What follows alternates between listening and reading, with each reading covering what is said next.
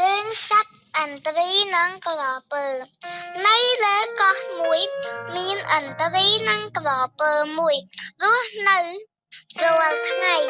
ឥន្ទ្រីតែងហើរឆាបចំណីពីថ្លើយម្ខាងមកស៊ីថ្ងៃមួយក្រពើឃើញឥន្ទ្រីពាំចំណីដាក់មុខរំខ្លួនក៏គិតថាខ្ញុំនឹងដណ្ដើមសាច់ដំរីឥន្ទ្រីកាត់ហើយក៏វាចេញពីរូងទៅរកឥន្ទ្រីសួរថាណែមិនក៏ឯងមកលួចដំរីជាអាហាររបស់ខ្ញុំឥន្ទ្រីឆ្លើយដំរីនេះខ្ញុំឆាបយកមកពីត្រើយ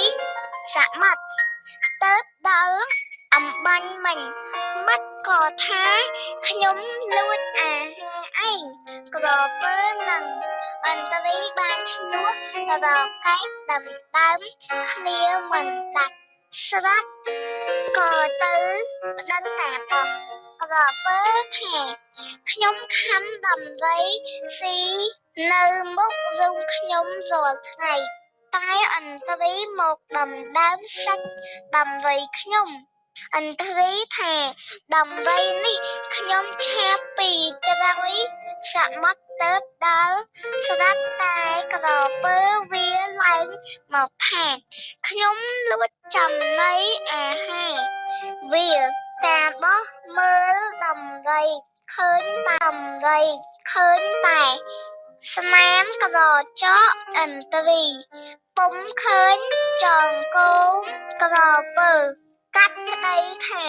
ឥន្ទ្រីមានភ័ស្តុតាងពិតប្រាកដឯក្រពើគ្មានទេដូច្នេះឥន្ទ្រីជាអ្នកឈ្នះគំនិតអប់រំ1ការកេងប្រវ័ញ្ចញើសឈាមអ្នកដទៃគឺជាអំពើអាក្រក់2កុំលួចគេដើម្បីស៊ីព្រោះយើងមិនអាចលួចម្ដងស៊ីបានមួយជីវិតទេ3ការរំលោភបំពានចំពោះអ្នកដទៃតែងទទួលបាននូវភាពអាម៉ាស់